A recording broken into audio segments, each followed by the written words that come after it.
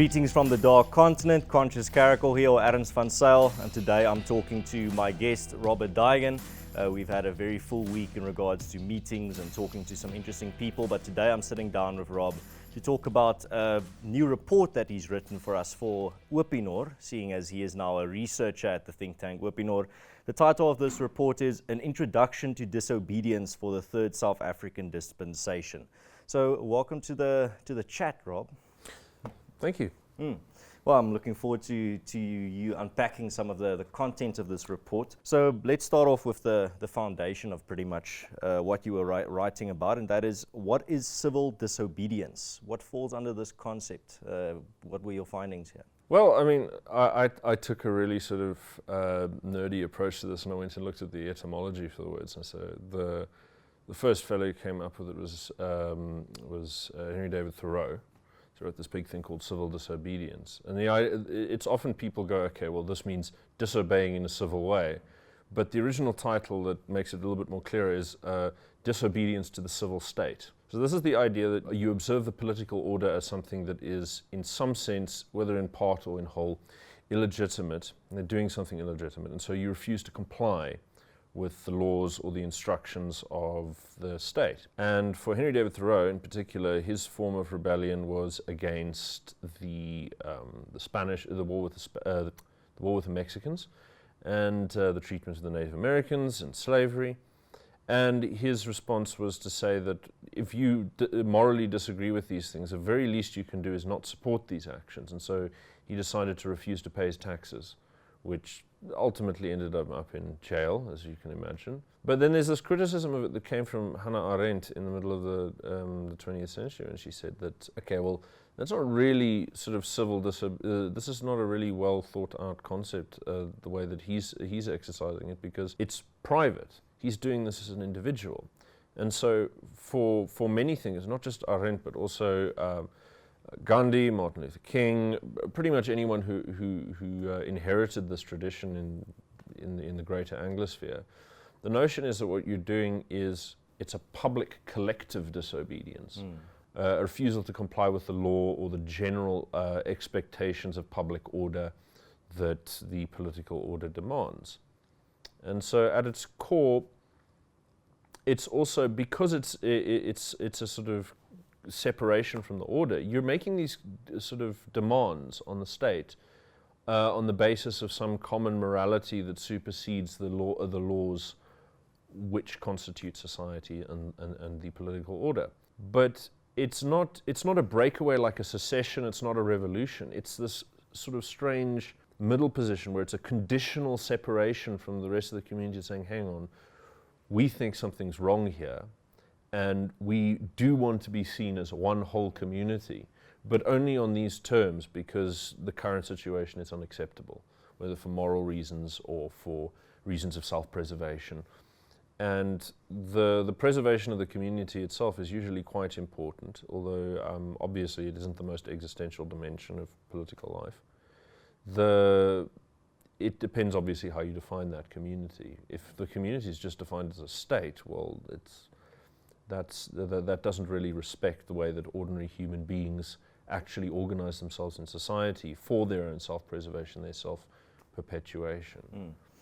And then also in the title, well, you mentioned the third South African dispensation. I know this is something that you've also made a lot of material on so far, or content. But maybe for the viewers that don't know, a third dispensation implies a first and a second, and maybe even a fourth coming on the horizon. So maybe get into first, what is the third dispensation that you're talking about here in the report, and then what preceded it? Well, I mean, that started with me like trying to figure out why do the ANC, trying to explain to people why the ANC, why the members of the public tend to vote for the ANC so overwhelmingly despite all their losses. And generally speaking, you get the impression from most people when you speak to them that what they're voting for is the current system as a whole. Like, we want democracy, and they see the only alternative as being something like what the EFF offer, which is National Socialism, or the old system, which is apartheid. And because most people look at that and say, well, no, we don't want any of this, we want democracy, they vote for the ANC as if it represents the system in general. And this is the dispensation. Yeah, and this is the idea, is that it's sort of the dispensation being this total system or social contract that describes the whole relation of society and all its values. And it's not just in our current era that we see this behavior. I mean, we had, since South Africa formed, it was dominated by the South African Party and its various coalitions and unions with other parties. And then after 48, it was very clearly decided that South Africa would be an Afrikaner nationalist dispensation. And so that is the second one. Yeah, that's the second dispensation. The first one being the Union of South Africa. Yeah. So, I mean, it's unionism, Afrikaner nationalism, and liberal democracy. And I think that at the moment we're sort of starting to see that fraying at the edges. But I thought, just to focus and guide myself in the way I was looking at the research, I wanted to say, okay, well, we're not living under apartheid conditions anymore. We're not living under this minority rule police state. We're living in a very, very different set of circumstances where the way in which the government exercises tyrannical control is through informal mechanisms, the use of violence and mob intimidation, coercion, racketeering. There's still racial discrimination, of course, but the primary mechanism by which they get most of their more illicit and pernicious work done is through informal and criminal means. I mean, personally, a big issue that I look at, for example, is the Cape and how people will go, how ANC shadow ward councillors will go into DA-run areas and set up squatter camps for people that they bus in from outside in order to dilute the vote, and then they'll tax these people through extortion rackets. So they kind of have this parallel state system that exists entirely in the black market. The black economy. And they also use this as forms of racketeering to seize businesses and high-rise buildings in various places. Any kind of lucrative real estate, you send in squatters. There's also the integration with taxi cartels, which has been mushrooming out of KZN for years now. And so, generally speaking, you have a government that governs through propagating chaos and informal and opaque means of exercising power through patronage and violent crime on quite a vast scale. I mean, the middle class who read newspapers will look at little things like, well, they've been stealing money from the taxpayers, which is, of course, an enormous big deal. I mean, I've just done work with Willem Petzer for his National Taxpayers Union, and that's a very, very important aspect. But I think the primary problem is that the ANC is using a vast coordinated system of mass violence through criminal means that isn't visible through formal institutions. And so how you address this and how you tackle this is quite a conundrum. It doesn't really fit into normal models for opposing state authority. Yeah, well, that's the reason why you were asked to write this report specifically, is to, well, give the reader a clear picture of the landscape of civil disobedience, and then also how is that applicable to South Africa today. There's something that you wrote there that I'd like you to go a bit deeper into. And so you said, we must have a clear criteria for determining civil disobedience to be justified and deciding what form of response is appropriate. Here you talk about the dilemma of duties. Now, this is where you start off your report. Can you unpack this phrase or this concept? Well, I mean, this is very simple in concept, but it's a very sort of heavy thing to carry around. Is, well, where does your duty to obey the law begin and end? Because it can't be arbitrary. You can't simply decide on the basis of I don't feel like it not to obey the law. This is criminal behavior, and simply because your temporary political beliefs don't conform with the model of society doesn't mean that you're entitled to break the law either. And so there has to be some way, some sort of shelling point, some sort of line in the sand where you can say, okay, government has now sort of trodden on these fundamental issues, and this means that we actually have to do something.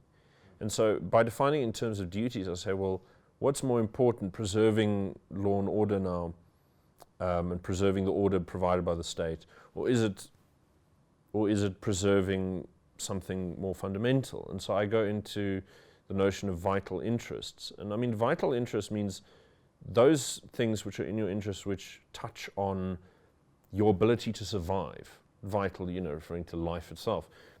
So it's if something threatens your ability, this is something that goes back to Thomas Hobbes. Like everyone who's been through university and done a bit of humanities courses knows Thomas Hobbes. Social contract, basically the government provides security, you obey the government, everyone gets on hunky-dory. But the basic point at which he justifies this contract is that it's about whether or not the government is preserving your life.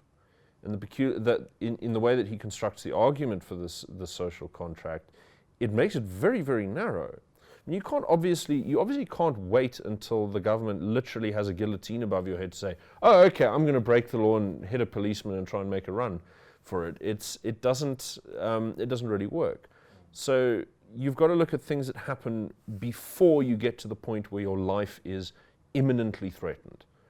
And so it's generalized loss of state security, it's legal discrimination, it's confiscation of property, it's attacks on your social, on your culture and your religion, because these are the things by which, particularly in a society where you've got multiple divisions in society, or even when you have a monoculture society, those cultural structures and those social ties that you have, that's the means by which you actually protect yourself in the long term, far more so than the government's laws and their powers of coercion to enforce laws. That's a very short-term thing. In the long term, to protect yourself from the elites who run society, because society is always only going to be run by a little minority of the population, to protect yourself against that part of the society getting too far ahead of themselves, you do need to fall back on these networks of trust and that you rely on in society to sustain yourself. If the government starts attacking your property rights, if the government starts attacking the institutions which allow your culture to continue, if they start attacking your language, if they start attacking your religion, what you're looking at is they're dissolving the means by which you defend yourself from the state in case it decides to act in a tyrannical way. And what's really perverse about South African intellectual society is that they're fully behind the complete destruction of all these protections, while simultaneously sort of recognizing in the back of their mind that the government is violent and tyrannical. So there's this sort of paradox where they want to escape the sort of uncomfortable demands that moral society places on individuals within family groups and communities in order to embrace a more indulgent liberal cosmopolitan culture. But they don't want to think very hard about the consequences, the price that one pays for that kind of atomization and hedonistic self-indulgence. And so they frame it in moral terms as if these little duties and networks of trust that we build up are in some way immoral, and this I think is very foolish. So what we're really looking at now is when the government starts to attack these foundations, when you have to push back, because these are the means by which you protect your capacity to survive. So I framed all of this as issues of vital interest. And it goes very much back to the idea of the Commonwealth that frames the whole notion of civil disobedience in the first place. Traditionally, civil society didn't just mean like NGOs and newspapers. It meant everyone, this whole organic community that understands itself as being part of a single moral order, and the state and the laws as being merely ways of using coercion to prevent people from egregiously violating that moral order. And when one part of the community decides to impose laws on another part of the community which are unequal, then they're splitting that commonwealth and declaring them in some degree outside of it. And I mean, this was the primary problem with apartheid. There was a desire to dominate through Baaskap, but also a desire to externalize through segregation. And so this sort of system of domination through superiority is the precise sort of tyranny that everyone recognizes doesn't allow you to actually claim legitimate rule over a state as a single civil society. And we're now starting to see the emergence of the same behavior in the New South Africa, where racial discrimination touches every single institution in the country, private or public, and deliberate aims to expunge all forms of parochial culture are undertaken in the universities, particularly in Stellenbosch, where the people running the show, they are trying very, very hard to remove any kind of ability for Afrikaans culture to reproduce itself through any prestigious organization. This sort of behavior is deeply threatening, and it warrants a good degree of pushback. But the other dilemma that you're pointing out, and this is the one that is actually quite important, is the idea of violence. And that I call the dilemma of tactics. And there are some kinds of violence which I argued they're intrinsically morally wrong. For example, terrorism. The reason terrorism is intrinsically morally wrong is, as a tactic, it takes people as victims who have not committed any crime. There's no self-defense dimension to it. There's nothing like that. What you're doing is you're picking someone to hurt in an extremely violent, cruel public way in order to threaten and coerce through fear some audience. And as far as I'm concerned, that verges on human sacrifice, and I consider it intrinsically morally wrong. And so it's completely out of bounds. The use of violence in general, in civil disobedience, many of the tactics that are employed, in public protest, sit-ins, boycotts, all kinds of different varieties of behavior, often instigate violence from the state. How much do you push back? What do you do? The general question that we look at, I think we're quite fortunate, and I know this is quite unusual for someone who's on the more sort of conservative end of the political spectrum, but I actually genuinely think that Nelson Mandela had really the finest articulation of this, and I make quite a point about this in the essay, because in his speech at the Rivonia trial, he actually outlines all of these different tactics and approaches that you can use to resisting the state as an escalating mechanism. So you start with attempts at negotiation and writing letters and writing articles. And when you get shut out, then you move to civil disobedience. And so this is peaceful civil disobedience. When that becomes impossible because you're banned and shut out or ignored, and the abuses continue, you must escalate. And so he moves on to distinguishing between sabotage and guerrilla warfare and terrorism as being very, very different concepts. So guerrilla warfare, you actually target the conventional security forces of the state, one by one, with little attacks in random ways that saps their resources by having them chase a phantom enemy. Yeah, and the example of this would be the Boer War and the tactics that came from that war. Yeah, very, very good. And the sabotage dimension, he distinguishes it from terrorism. Sabotage is something where you're attacking physical structures, infrastructure. You're not hurting human beings, but you're damaging the capacity of the state to continue business as usual. And so the decision of what to use and what tactics to engage in when you're facing some kind of political tyranny are a matter that must be taken with the utmost seriousness, because you're paying a moral cost when you engage in violence. And at the end of this road, if you're not careful, is war.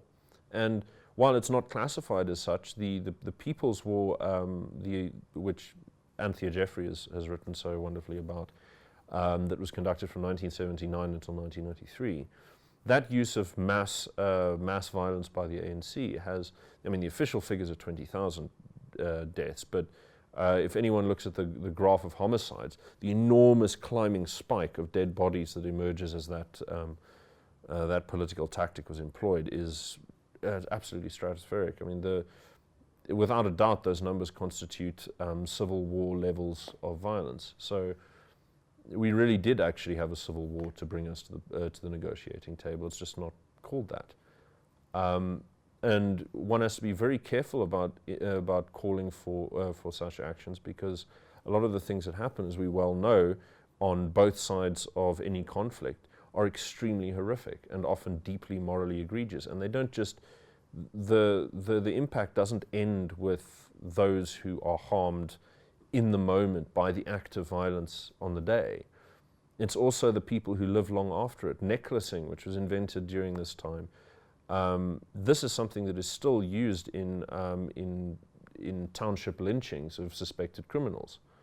You can look at the sort of the effects of all of the people whose families have gone missing because of apartheid secret police programs, and what results from this kind of this kind of violence is not something that ought to be countenanced very lightly at all. So I thought that both of these moral dilemmas of whether or not you obey the law and uphold the order of the state, or seek your sectional interest, and whether or not you engage in violence, these are things that have to be considered very carefully. And I mean, South Africa is definitely a case study that shows people a lot of interesting tactics of civil disobedience. I remember once posting on Twitter, more for my South African audience because they know what's going on, a picture of these oaks walking on some highway in KZN with picks, and they are slamming the road with the picks. Yeah. And I said, this is going on in KwaZulu-Natal right now. And one of my American followers replied, what's significant about this? Are they working on the road? I'm like, no, they are actively dismantling the road as their tactic of civil disobedience. Now, you have all these bizarre things coming from South Africa, and some of them really confuse our international listeners. But from your findings in this report regarding tactics, what did you find? I mean, you touched on it now, but what works? Because you made a point there in regards to violence and non-violence. That sounds very romantic. It's almost as things should be. Violence doesn't get you anything, and non-violence get. What's going on there? Why is this the successful route to follow? Well, I mean, this is really a literature review. So most of this stuff is not, original research. It's me sort of taking all of the big names, all the deep experts in all of these different little corner areas that touch on civil disobedience and summarizing their content, right? So there's an academic called Erica Chenoweth, and in terms of empirical research, certainly one of the biggest names up there for civil disobedience, and she and her colleague wrote this big book on the empirical outcomes of using various tactics in civil disobedience. I mean, it was a huge data set. But you point out that overwhelmingly, non-violence is actually more effective than violence. There are a few cases where it turns out a bit differently. But generally speaking, the reason for this is that, number one, if you start doing violent things, you legitimate a violent response from the state immediately. The other thing is you alienate the public. They'll immediately start to feel a bit sort of hands-off. No one likes violence, no one likes warfare, no one likes any of this stuff. Well, not nobody, but most people just don't want it in their backyard. So you undermine your legitimacy amongst the public. The other dimension, which is more interesting, is that when you're engaging in organized violence of any kind, you actually need a small group of people who are willing to engage in that kind of risk and who have a certain skill set. But if you engage in non-violent resistance, you've got all of these diversities of tactics that you can engage. You can recruit people much more easily. And so the masses of people that you can bring in are enormously larger. And so all of these things combine to actually produce something that says, okay, well, if you really want to get something done, leave all of that horrible, nasty violence on the wayside, and you save it for if things are really desperate and there's no other option. No, I mean, a good example would be a mass demonstration. You don't need training to take part in a mass demonstration. You put one foot in front of the other. Yeah, and there just needs to be people peppered here and there that just make sure everyone is orderly and that's a big thing is like marshals and so on. I mean, quite often you see this in the United States. So the conservatives in the United States have no real history of mass protest. I mean, I'm not saying they have none, but it's not. They don't have the same history of civil disobedience and professional organizers that the left does. And because I mean, to be conservative is inherently to be someone who says, well, I just want to be left alone and like to bribe it and, you know, just do my own thing. And so these are people who don't know what they're doing, and then when they get angry, they've got no direction, they've got no understanding. And I think what happened on January the 6th in the Capitol is a perfect illustration of the asymmetry of organization. So there's a great article. And how fast things can completely get out of hand in regards to if you don't control exactly everyone that's there. Exactly. I mean, people, and I think Senekal was a good example as well in South Africa, where you don't have, it's a successful protest, but you do still have groups, and not everyone is exactly united in regards to what tactics they are willing to use. And then you have some small groups within the bigger picture that are willing to use other tactics, while the bigger group are just congregating in one spot. Yeah, I mean, I used to be a bit of a big lefty, and I visited a couple of protests in my day. And the thing is, if you know, people hand out these marshal bibs for people who are sort of like more closer internal members. And you stand there and you tell people, okay, please go this way, don't go that way, hey, you calm down, that kind of stuff. And so, and then you become the point for the media to interact with. I mean, they can interact with any old sort of schmo on the fringes, but everyone knows that's not representative. So, you know, you've got people who the media know to talk to. You can cordon the crowd off. You can help move around things like water and sandwiches and things like that to keep people going. So there's all this sort of internal infrastructure that happens in protests and so on, that's often ignored by people who don't have experience. The funny thing is, you don't even need foreign agents or government interference to make a protest or a demonstration go out of hand. Just through social inertia, it kind of goes that way. It's really interesting because if you look at there's a whole bunch of these tactical handbooks that I reviewed. And one of the interesting things is, so in the United States, sometimes you do want a bit of violence and confrontation if this is what you're looking for, particularly if you're on the left and you know that you have media who are going to justify your violence. You can get away with a bit more. And so you're looking to instigate confrontation with the police to make them crack down on you as hard as possible so that you can get all of those photographs of people with little bruises and burns and things and who've been tear gassed or whatever, and then you can cry victim. But so one of the things that they did, interestingly enough, is they talk about, well, okay, there are going to be people who want to get a fight. So what you do is, here's how you cut open a steel oil drum and turn it into shields. And here's where you get stuff for batons and whatever. What you do is you go there in the early morning, just before everyone turns up, and you just leave a pile of them. And anyone can pick them up and use them as they please. So this kind of approach where you take advantage of the natural urges of certain sections of the protesters. I mean, you look at protests here. A great deal of the bulk of the protests also just sort of overweight middle-aged women or children or whatever, who are not going to be getting in fist fights. But then peppered here and there are young men who are looking for nonsense. They carry golf clubs, sticks, knopkieries, and they're waiting for an opportunity. And if they're given what are the weapons for? Yeah, what are the weapons for? And so your crowd, everyone who you're working with in any kind of civil disobedience movement, is going to be comprised of a very wide variety of different people. And even and the thing is, people will also forget that this requires a lot of canvassing. I mean, when I speak to people, like for example, in the Cape Independence movement, there's a good people to look at, and I spoke to Phil Craig. They had a protest. Was it last year? Yeah, a little demonstration. Yeah. And the reason I spoke to them is because they're starting everything from scratch. So they're figuring this out on their own. So I think it's like, so where did you find the biggest hurdles? Because all of the people that I'm reading about and interviewing, they're looking at like long-term existing social infrastructure for organization. These guys are figuring it out from the start. So I said, well, one of the biggest, Phil Craig said one of the biggest problems he was encountering was actually that when you're canvassing for people, most people don't really react to your flyers or anything like that. And so a lot of it's just this sort of like dull slog. And there are not a lot of like full-time volunteers for these protests.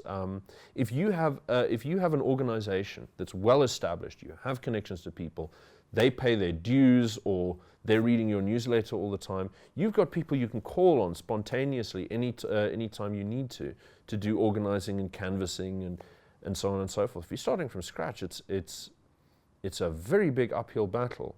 Yeah, and there was something else that you wrote about in your report that I think is very crucial, specifically in the time that we're living in, and that's communications technology. But I mean, it's been a crucial facet for a long time. I think the media forms a part of this. What were your findings there in regards to the specific side of civil disobedience and its influence on it? Well, I mean, the problem is that there's so many different dimensions of this, and so people will, I mean, you pick it up if you read like little propaganda histories and so on, is that while there's a certain section of the population, the organization, who definitely going to have to think very sort of thoroughly and in detail about what's going on, people lower down have, they've got less time to read, they've got less inclination to read dense treatises with detailed features. Like, I mean, this thing that I've written is like an academic essay with lots of little citations and so on. But an ordinary person is not going to go and read this. This is not, I mean, this is going to be just like a reference point, which, oh, you want to go find this, you can go and look it up. But generally speaking, if you want to communicate to people, you have to break things down and you have to make things much more apparent, which means you have to control your own media outlets. Because generally speaking, let's take, for example, South Africa. We have almost all the media in South Africa is owned in part by either by the Chinese Communist Party, the ANC, or occasionally you'll have some Western media companies. I wanted to pull a Elon Musk on you and ask you who owns the media, Rob? Who owns the media, Rob? Well, it's a lot of people. There's always partial, fractional ownership. It's not like one dude owns everything. But the structural interests are not in the favor of ordinary citizens, and it's certainly not in the favor of minorities. And there's also a culture there's an English and an Afrikaans divide as well. Oh yeah, I mean, look, the English dominate the news because it's now the lingua franca. So all the people who've got the advantage to participate are English-speaking people, but it's because they're going to come up through the universities, which are now fairly solidly communist, for the most part. I'm exaggerating, of course, but I think it can generally sort of be said they're fairly radical left-wing organizations. And so the people who are coming out of the universities and going into these things they're very far left, and they're not going to support anything that doesn't fit into this very narrow ideological band of ideas that are acceptable. But on that note, you think, well... Oh yeah, brown envelope journalism, yeah. So that's a huge feature of our political landscape, and we just found out from Zondo in January that they were bribing journalists through the state security apparatus, and no, we haven't gotten those names yet. So no, a story of course that's not. Completely just disappeared. They were saying, well, we can't give you the names now, but it's going to come out, and it's been months now. Yeah, but I mean, this is it's been actually, I think it's almost been a year now since that revelation. Yeah, but I mean, the thing with this is this has been long established policy. I mean, all of these shadowy international PR firms who do real serious work. I mean, Bell Pottinger is not really there are bigger and shadowier PR firms out there in the world, and they function fundamentally by bribing journalists and newspapers. And this happens at quite a large scale. There's huge money behind this stuff, right? This is normal. And most of your journalists out there, I mean, Sam Soul, one of the few remaining journalists with any integrity in this country, wrote about this 10 years ago. He said we have a problem with a culture of brown envelope journalism where people are just taking money to write whatever they're told. And you can see, you can see stuff now with like Roman Kabanak, who runs a very sort of ordinary one-man news channel on YouTube. And every so often he'll cover news stories that like no one's paying attention to, and he does all of the research himself, and it's like public information when he goes to, government resources. He doesn't have a journalism degree. Right, he doesn't have but forget the journalism degree. He's not even having to hit the streets and do phone calls to do some of the stuff that these journalists should really be doing. Yeah. And so the level of corruption of our whole communication infrastructure is profound. And these are not people most of these people are not worth respecting. But just to bring it back, what is the influence of what you just explained on civil disobedience? If you're trying to get something done in this country, generally speaking, it's because what you want to say is not being addressed. What you're trying to do is not being done. And trying to get favorable attention is very difficult if you do not have friends in communication infrastructure. So if you don't have someone who you can call to who will publish this some article for you, or then you're going to struggle. If the news is continually showing things that are hostile to your perspective or to your interests, then your ability to recruit people is diminished. And in fact, you're going to face people who are easily convinced that you are bad people. Even no matter what you're doing. Much of society now is predicated on how can you convince people. I mean, look, social media has helped, but as we well know nowadays, even a Google search is subject to political censorship. So, whether you're looking at Facebook, Google, Twitter, whatever, there are very big political motives behind it. And I mean, as Julian Assange revealed nearly 10 years ago already, these companies are actually being steered by the Central Intelligence Agency in America. They're part of this public-private partnership called the Enduring Security Framework. And they're used to push propaganda and political control in countries which America has economic interests. What's going on when you're looking at the news is an enormous continuous battle for your attention, which has profound impact on your everyday life. And for people who want to resist whatever status quo exists, that is a big challenge. And so the slow, hard work of building your own institutions and infrastructure is of enormous importance, which, I mean, I think this is obviously a prime example of the right thing to do, tactically speaking, strategically speaking, yeah. So if you want to get your voice out, you have to start building stuff like this. But it's not even that. You can have a very low resolution approach to it. I always tell people when there's a protest or there's some type of demonstration that you're going to take part in, you better be filming everything. Don't think about, but I'm not a cinematographer, I don't know, what will I film? Just film, document as much as you can. Because you're not going to see it on SABC. Yeah, well, not just that. If something major happens at that demonstration, afterwards people are going to try and put together the pictures and piece together the timeline of what happened. If no one there of the people demonstrating took any video or pictures, you are left to pretty much the corporate media to have a monopoly on the narrative, and they can pretty much construct a narrative or a timeline, true or not, but as it fits them. Yeah. So if you ever encounter anyone at any of these demonstrations that tell you no cameras, no filming, two things. Firstly, he's undermining your having any say within the timeline on the narrative, and secondly, he's probably there to try and cause some trouble. So, well, that's also a topic on its own.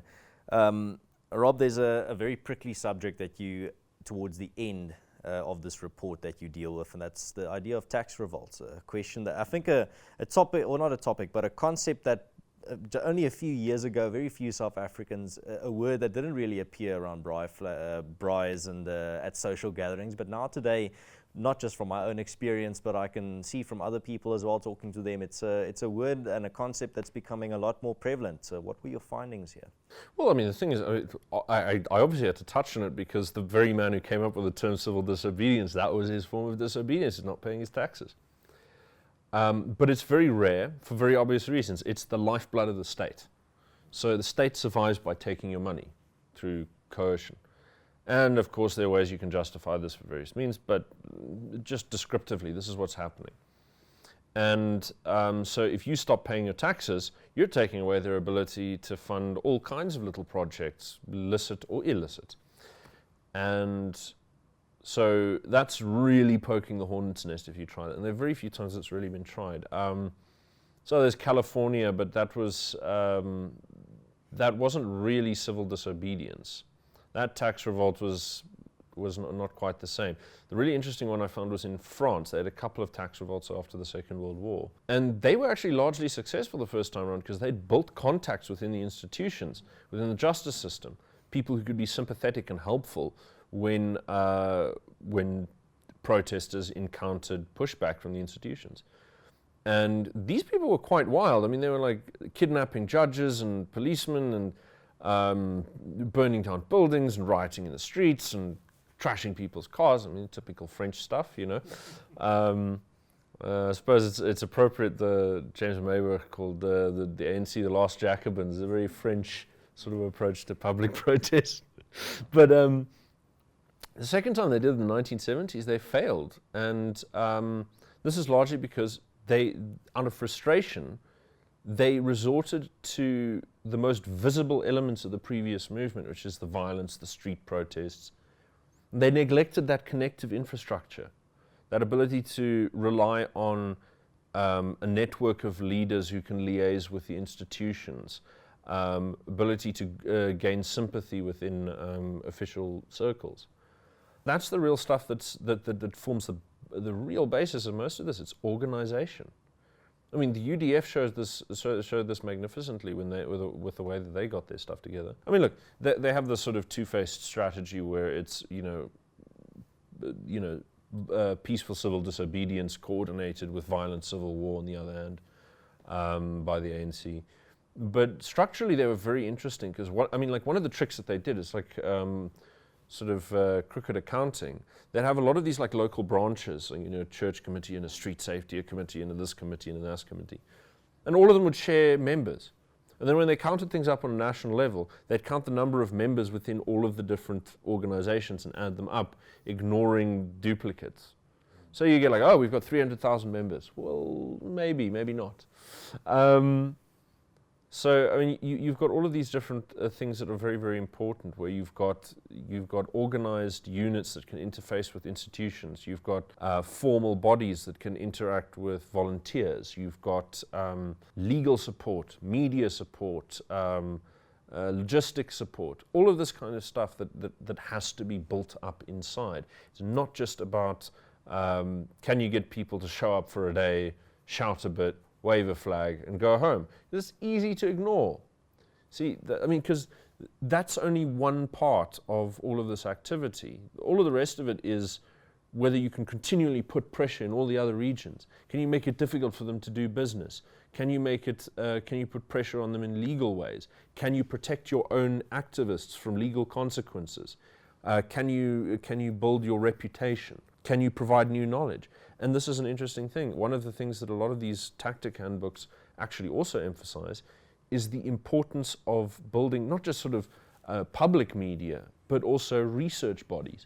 You have to be able to generate your own meaning and understanding of the society around you in order to give people new shapes of things to look at and hope for. And most important above all of this is the ability to generate common meaning. To have a common set of values to which everybody can aspire and hope for, that collect all of these tiny little struggles at the local level. Because without that, you're sitting with something where, how many people are you really going to mobilize for, fixing the litter problem? Or, better hospitals? I mean, as important as hospital infrastructure is, if you're that narrow, how many people are you going to wrangle?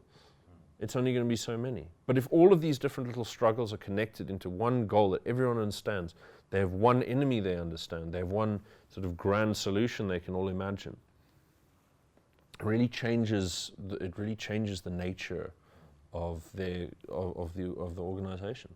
Well, Rob, this has been a very interesting discussion, but there's a last thing that I want to... It's actually the thing that you end your report on, and that is the South African situation and the South Africa Today, I think, is the title that you used. Now, almost as a little bit of a samenvatting, everything that we've discussed here today, what is your core finding or your core message there at the end when you discuss South Africa itself, and use this opportunity also as a way to bring things all together? Look, towards the end, I took a little bit more of a polemic stance. This was my attempt to say, look, actually there's a case to be made that it's actually time to resist the state very seriously. It's not the problem. We have part of what we're facing is a demographic problem. As I explained right at the top of the interview, South Africans understand themselves as voting for a dispensation. As much as they may hate what the ANC have been doing, they're still going to vote for them because they believe that the alternatives are some kind of horrifying civil war or segregation or something like that on a very serious level. And even now the people who are behind Jacob Zuma, who are crying foul, as much as they may believe that the current system has become illegitimate, they're still going to vote for them. And we know this. This is not something that is in our control. You know, wherever you find yourself outside of the ANC's little universe, this is something you can't change. The other thing that you're facing is that the ANC is hell-bent on destroying any institution that's outside its control and has no intent or capacity to run any institution that is in its control. So we're heading to gradual total destruction of society and the means of subsistence. We have had more people die from ordinary homicide since the ANC came to power than have died in the Iraq and Afghanistan wars combined. This is an absolutely extraordinary scale of violence that is unacceptable for any human being to live in. It's disgusting. And the racial discrimination that huge sections of the population, not just white people, are facing is intolerable. The way that the coloured people in the Western Cape, they are 2/3 of the population there. They are apportioned less than 10% of the jobs. How are you supposed to survive in that environment? You have the ANC sponsoring and defending gangsters in the Cape systematically. They've been doing it for 10 years now. As an official internal policy, they've been doing this. And what this means is that over 50% of all the homicides, that's the amount that is attributable to the Cape gangs, are part of an ANC strategy for political domination. I mean, that kind of stuff is so horrendous and disgusting. It doesn't even bear comment. It's so obvious that it is evil. And this kind of behavior is systemic. The absolute complete disregard for the well-being or the vital interests of anyone in the country that you see in the ANC is something that must be categorically resisted. It's a moral duty to do so. If you defend the ANC on any front, you've got to be either deluded or corrupted inside yourself. There's no way I can imagine anyone honestly defending them. Even the people who vote for them know this. You talk to the average guy on the street, okay, you vote ANC because you want democracy to keep going. What do you think of the people in charge? Oh no, they're awful, they're stealing and they're killing us. Everyone can agree on on the moral dimensions of this. The problem is to get people agreeing on the strategic and tactical dimension. And hopefully your report can help people as an introduction into civil disobedience and hopefully give the people a little bit of a compass in regards to this. But thank you very much, Rob. This has been a very enlightening discussion. I did enjoy reading your report as well. So, but I hope that the listeners enjoyed this discussion as well, and I'm definitely going to be chatting to you again in the future about any of the new reports that are on the horizon now that you're working for Opinor. But I hope you enjoy the rest of your day, and thank you for you that tuned in as well. We weren't able to cover everything in this report, and during this discussion there's just too much, but if you want to do a little more of your own reading, you can find the entire report linked in the description of the video. Go check it out. And if you enjoyed this type of conversation, you can subscribe for more. You can also leave a like, that helps out the program. And if you want to take part in the conversation, disagree or agree with some of the things that me and Rob talked about here today, and or give your own inputs regarding this topic of civil disobedience, you can leave it in the comment section, and I'll definitely be reading what you guys have to say. So enjoy the rest of your day as well, or your week, and if your weekend is close, I hope you have a nice weekend as well. I've been Ernst van Zyl. Cheers, guys. Have a good one, and God bless. And a lot of people fighting back against this nonsense. Conscious Caracol, whoever he or she is one of them.